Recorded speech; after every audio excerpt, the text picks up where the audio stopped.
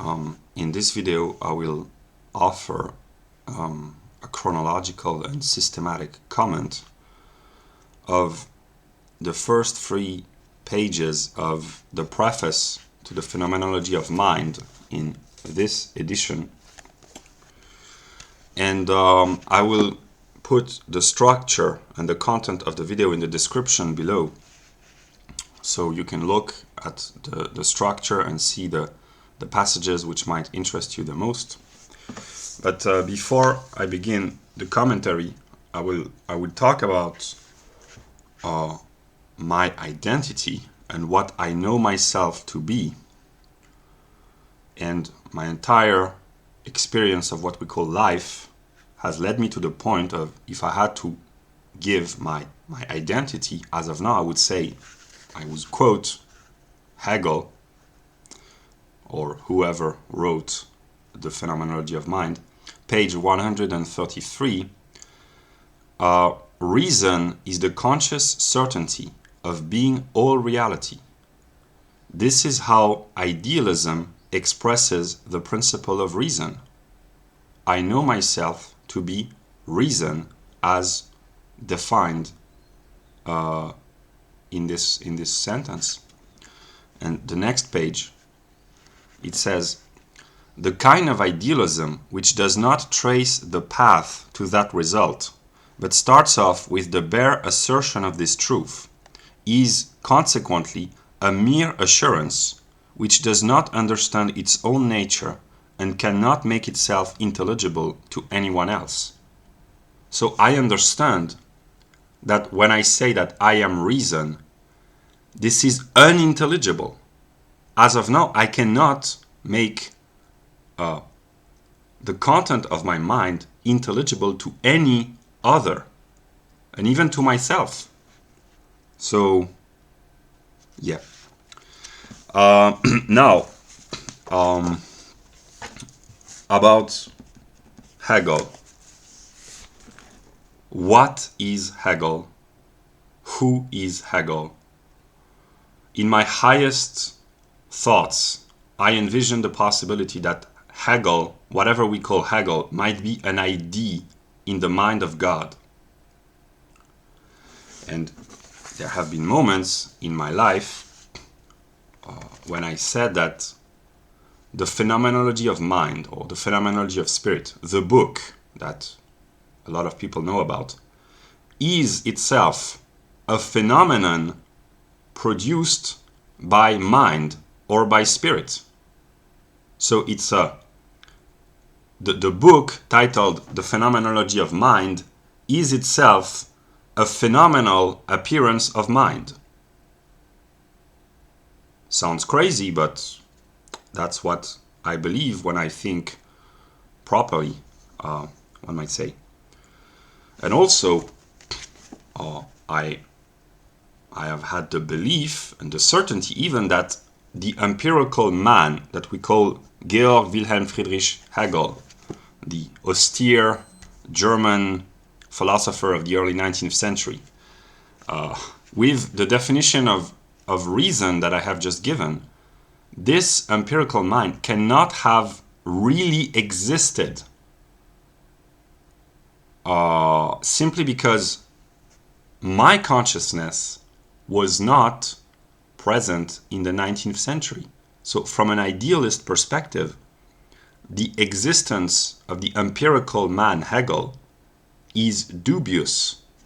But in order to remain within the realm of what people ordinarily call sanity, I have discovered that one can adopt a realist, rationalist perspective on the world, namely the idea that there's a chronological development and a rational process in the world starting with the Big Bang and up to today.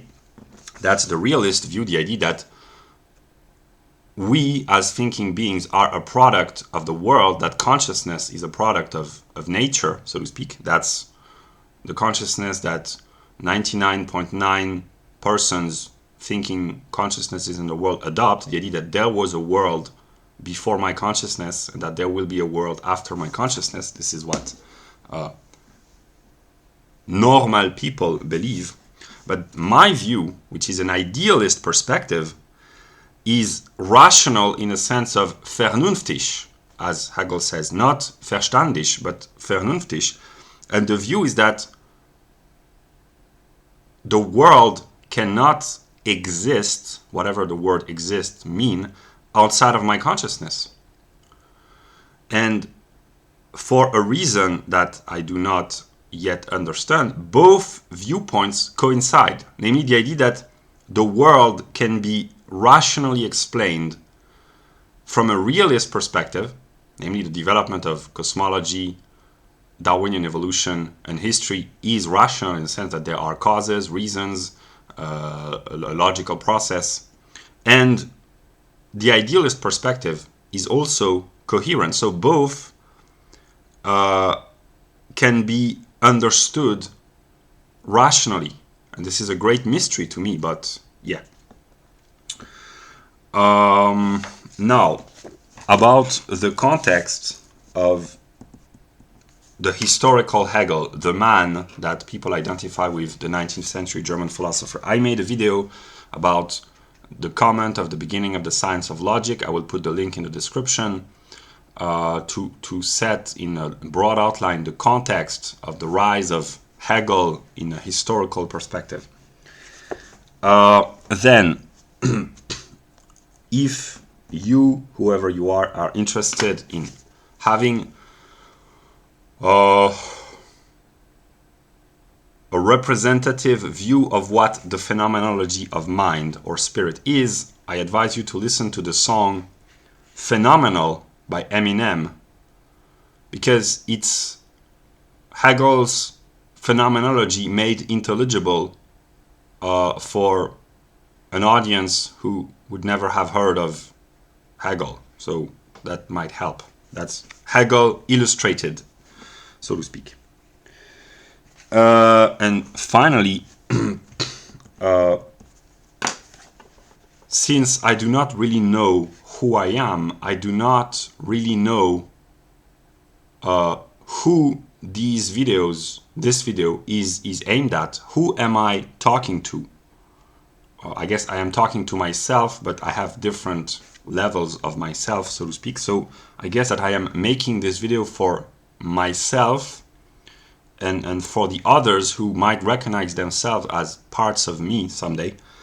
And I try to explain this book, which is one of the most mysterious and one of the strangest books ever, I guess. So yeah, I begin the systematic comment. So I try to replace both in a historical realist context, namely 19th century Germany, and into what I think is the real meaning of the book, namely today's understanding of today's world, which is the manifestation of spirit. So I will try to adopt, when necessary, both viewpoints. So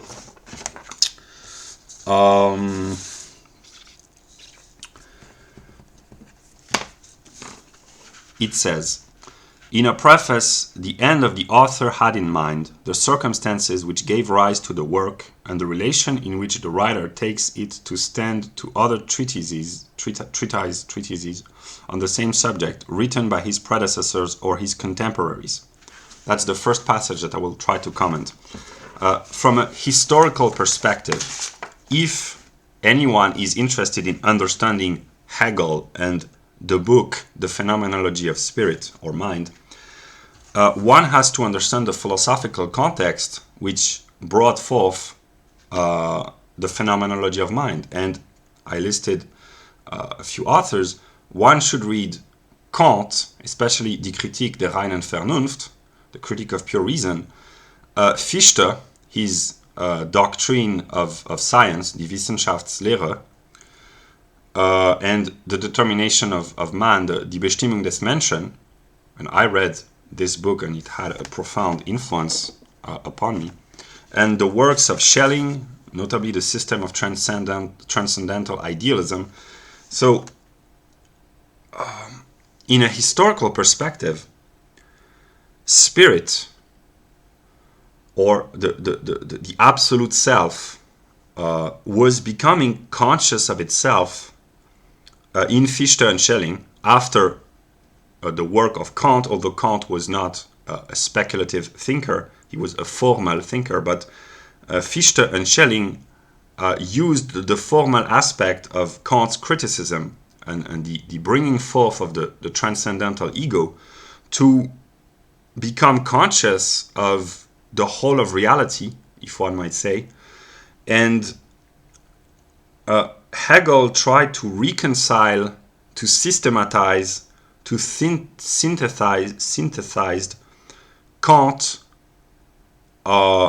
Fichte, Schelling. That's the historical perspective. And yeah.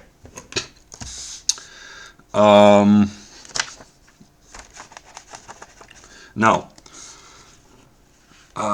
this cannot be accepted as the form and manner in which to expound philosophical truth. The way I interpret this is that philosophy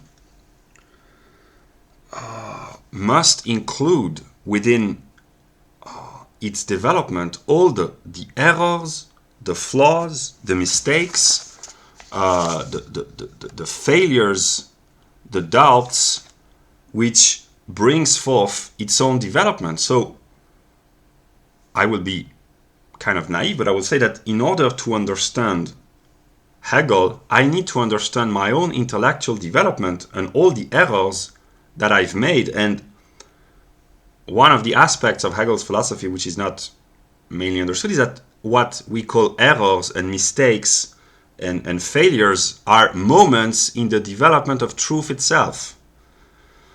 Because you can only know the truth after having known the not truth, and you can only know what is right after having made the wrong decision, I guess. So failure is part of Hegel's philosophy.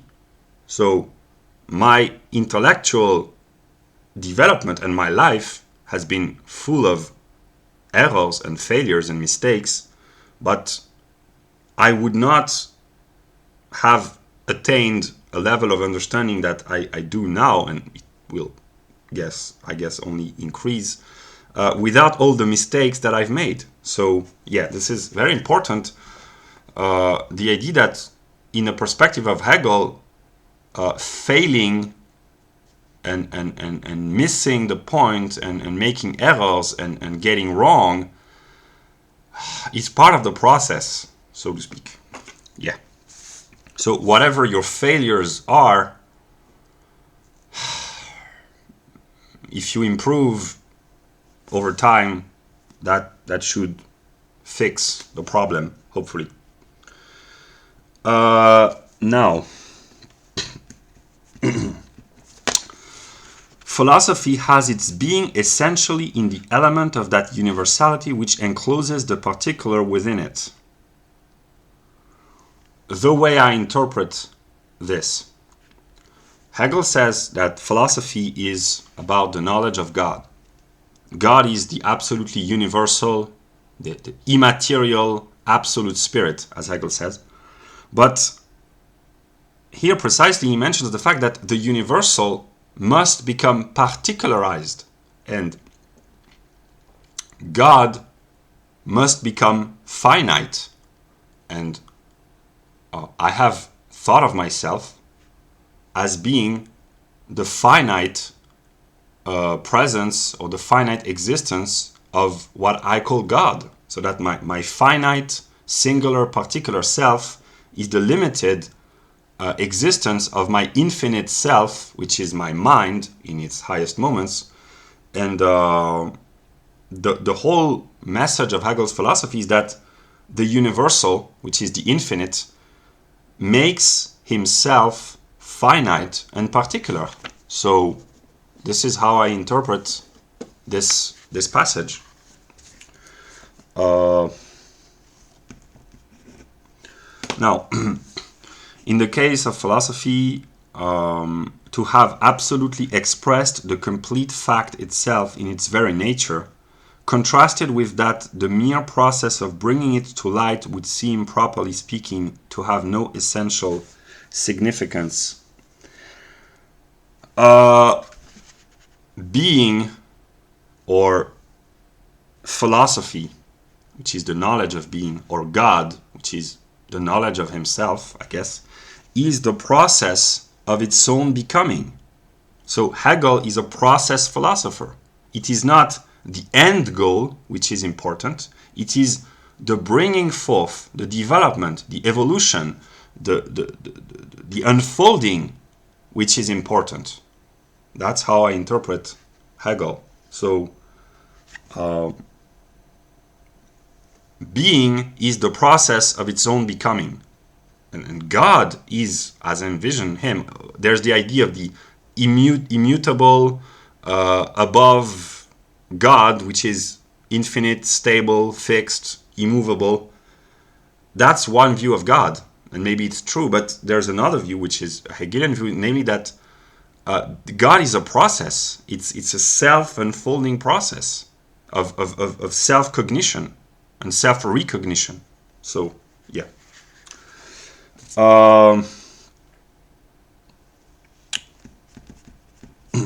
Now, in the case of such a he talks about anatomy.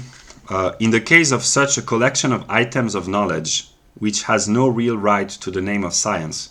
Here's it's important because Hegel, whoever he is, distinguishes aggregates of knowledge or collections of items of knowledge and science, and I have noted here, is the difference that we find all over the works of Hegel between der Verstand, which is the categorical thinking, the Kantian mind, the mind of the everyday mind of rationalist thinkers, of scientists, empirically minded physicists, economists, what we call ordinary intelligence, rationality, thinking capability. And Hegel opposes to der Verstand die Vernunft, which is a speculative way, a mystical way of grasping knowledge. It's thinking beyond opposites. It's a non-dualistic kind of thinking. So that's what Hegel calls reason, die Vernunft. And for Hegel, the empirical sciences are just a collection of knowledge, but they are not organized by an inner principle. And what Hegel calls science is a self-organizing, self-structuring, self-ordering process of knowledge, where all the parts of the known item are rationally structured and ordered from an inner necessity. And that's why Hegel is so critical of what we, if I speak as a modern Westerner, what we call science.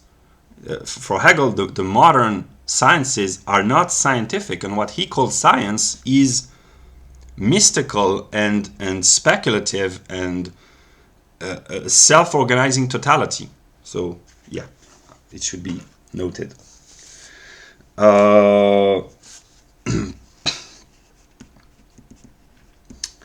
Now, he says the descriptive and superficial way in which the contents of the science are themselves spoken of. And here there's a distinction that we find already in Kant and also in Hegel, the distinction between the historical or empirical sciences or gathering of knowledge, which are aggregates brought together with no conscious order, and the conceptual or rational knowledge, which is driven by an inner necessity. It's a self-organized process.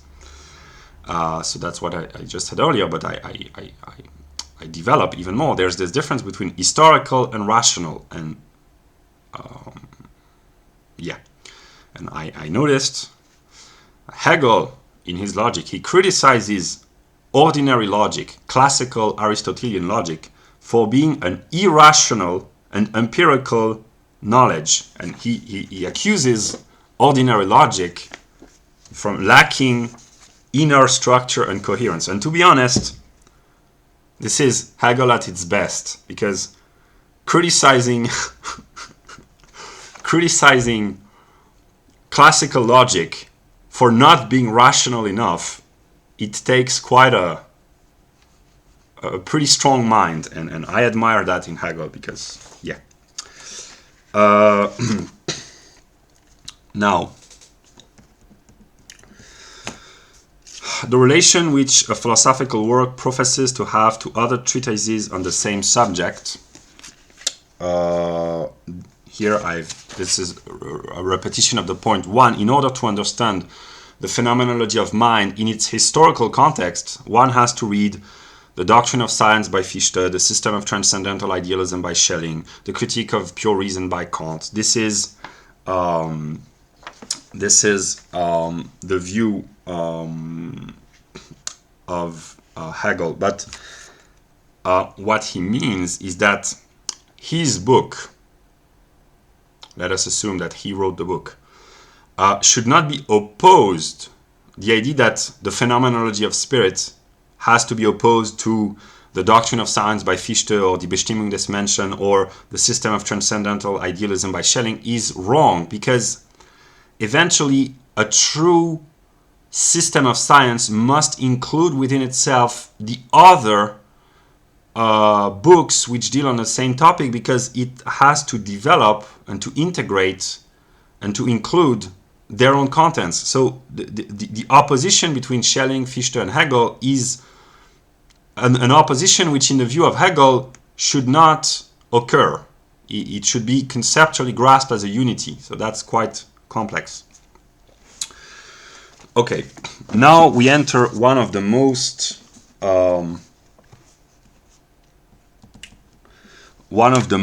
important ideas in the whole of Hegel. I will read the passage because it's really worth taking the time to understand. It's really fundamental. The more the ordinary mind takes the opposition between true and false to be fixed, the more it is accustomed to expect either agreement or contradiction with a given philosophical system. It does not conceive the diversity of philosophical systems as the progressive evolution of truth. Rather, it sees only contradiction in that variety. I will illustrate the problem. The reason why philosophy is disregarded and discredited by many in the West is because they say the philosophers are not in agreement with one another. Plato says something, Aristotle says something else. Descartes says something, Spinoza says something else. Locke and Leibniz, Hume and Kant, the empiricist, the rationalist, Bentham and Stuart Mill and the idealists. They all disagree with one another. The materialists, the idealists. No two philosophers, no two schools of philosophy are in agreement with one another. Each philosopher says that I have the truth, my system is the truth, and all the others are wrong, etc. And Hegel says this view of considering the opposition between the various philosophical systems or schools or thinkers is kind of deluding. One has to understand the process with all its inner differences, its own inner distinctions, as the self-unfolding of truth. One cannot take only one element, one moment in the development, but the whole process is the truth. And Hegel, this is one of the most profound insights of Hegel.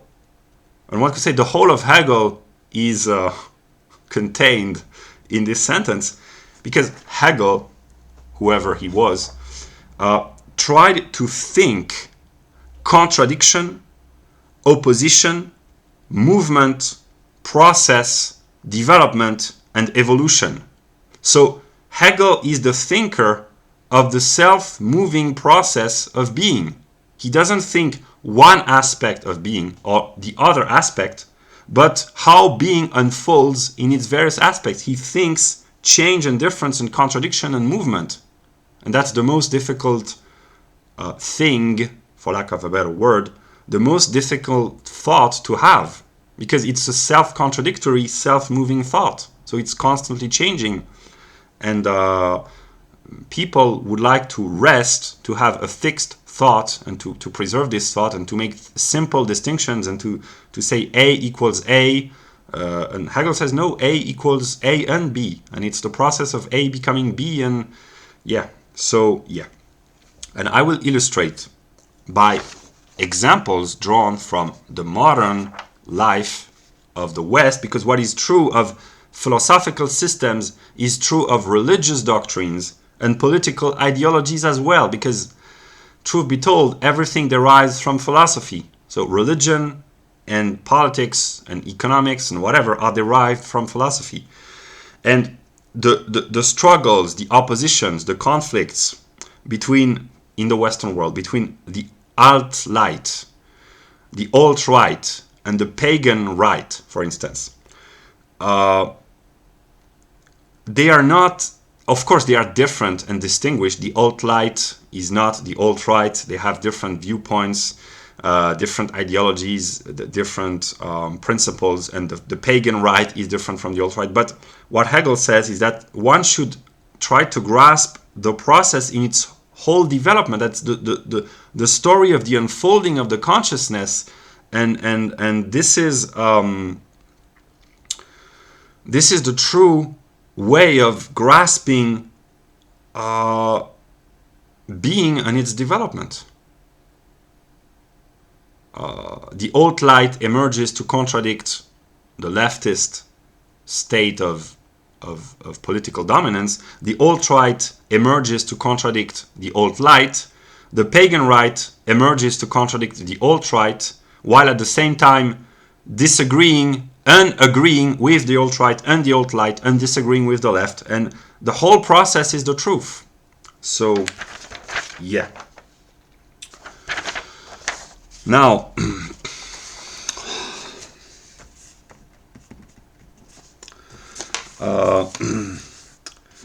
he illustrates with an example from natural science. The bud disappears when the blossom breaks through, and we might say that the former is refuted by the latter.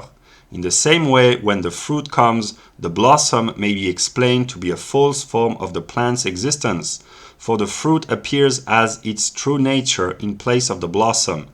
These stages are not merely differentiated, they supplant one another as being incompatible with one another.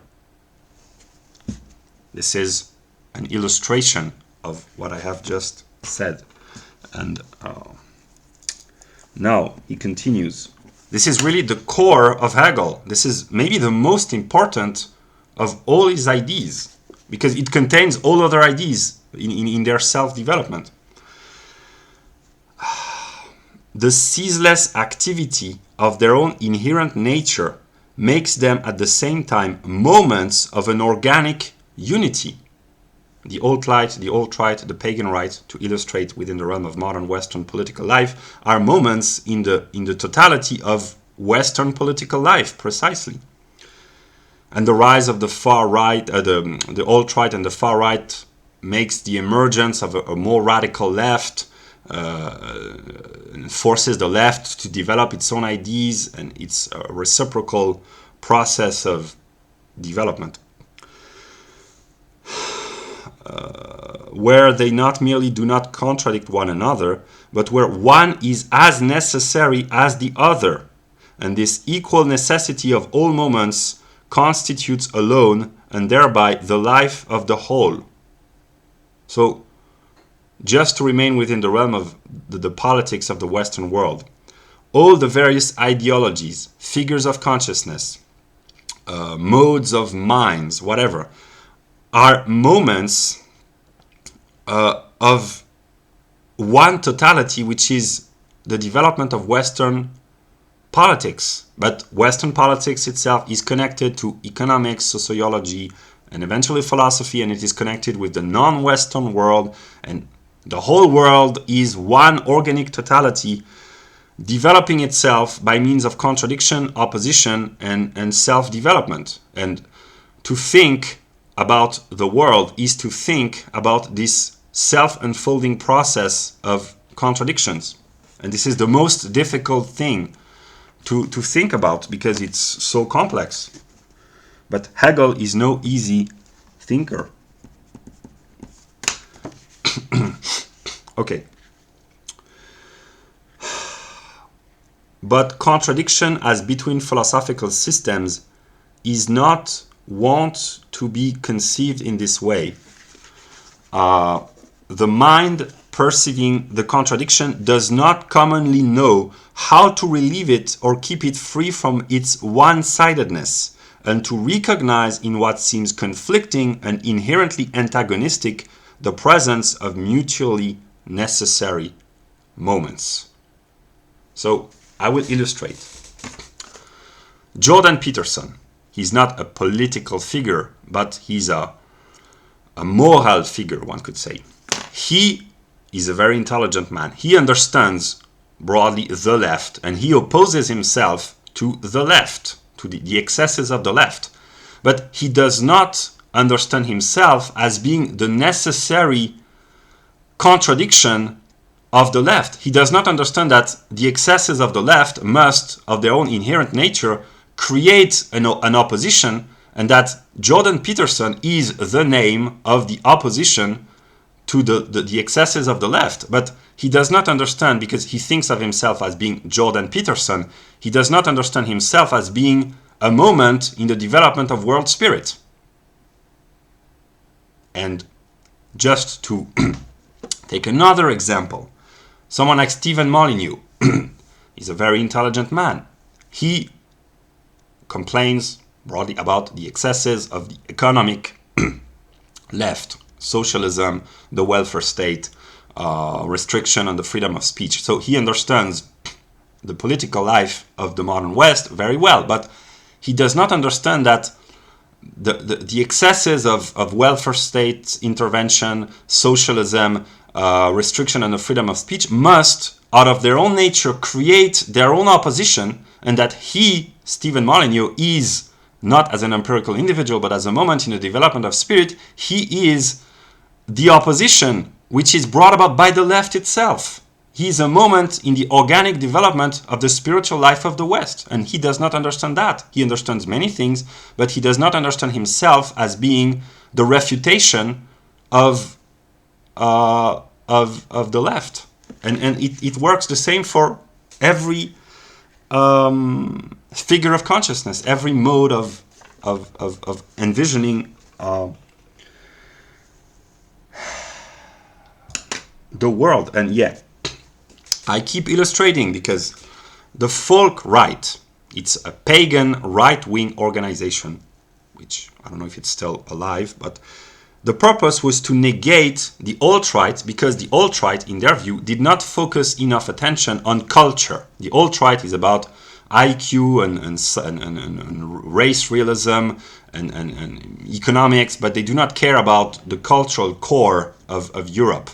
And those who want to create a right-wing pagan community, they understand the need to contradict and to refute and to negate the alt-right because it lacks a cultural and spiritual content, but they do not understand themselves as being moments in the development of the process of spirit, that they are the necessary answer and completion and refutation of the alt-right. And I will make an example that hopefully I will one day understand, is that Cultural Hegelianism, the ideology or the philosophy that I try to develop on this channel, I understand myself not as an empirical individual, but as the thought of Cultural Hegelianism, as being the refutation of cultural Marxism. I understand that Cultural Hegelianism is the necessary response to cultural Marxism, and as of now, I tend to think of myself as having invented this view, and you, whoever you are, you might think Cultural Hegelianism is just me making videos on YouTube, but no. What I want to share by making this video, for instance, is that Cultural Hegelianism is a process which must include within itself cultural Marxism and understand itself as the negation of cultural Marxism, and as incorporating its own negation within itself, and eventually the whole of being. Because cultural Hegelianism is Hegelianism, actualized, but Hegelianism nonetheless, and Hegel's philosophy includes within itself, like I am trying to express for 45 minutes, for 35 minutes now, the whole of being in the process of becoming conscious of itself. So, yeah.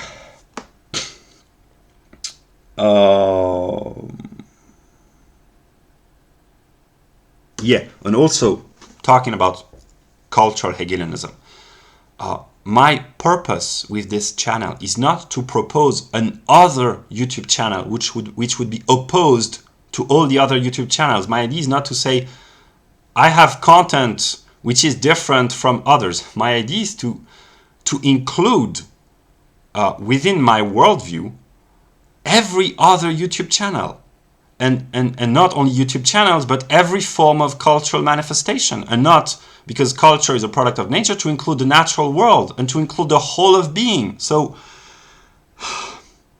this thought is too elevated for me as of now, because I am still human and limited and finite. But the idea is to conceptualize the whole of being. So I try to share in some of my videos the YouTube channel to which I'm subscribed, and the purpose eventually will be to make the interconnectedness of the World Wide Web, the internet, conscious of itself, and to become what Philip K. Dick calls VALIS, vast active intelligence living system, to become a self-moving, self-thinking totality. That's the end goal, I guess.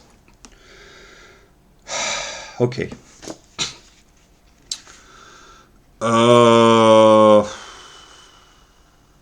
I will stop there because the video is already too long. I wanted to make 21 points, but here I've made only 11 points, but I will stop there. But I will make a second video, but I will conclude by saying that I don't know really what Hegel is and how Hegel, whatever it may be, has come into being. That's still a mystery, but if I had to be honest, I would say that Hegel, just the historical Hegel, he's in a different league in terms of thinking and intelligence. He's on a different level. I must acknowledge. I've had problems with Hegel throughout my life. I've blamed him for many things. I've been resentful of Hegel, but when I'm honest, I must admit that he's, or whatever Hegel is, that's brilliant. And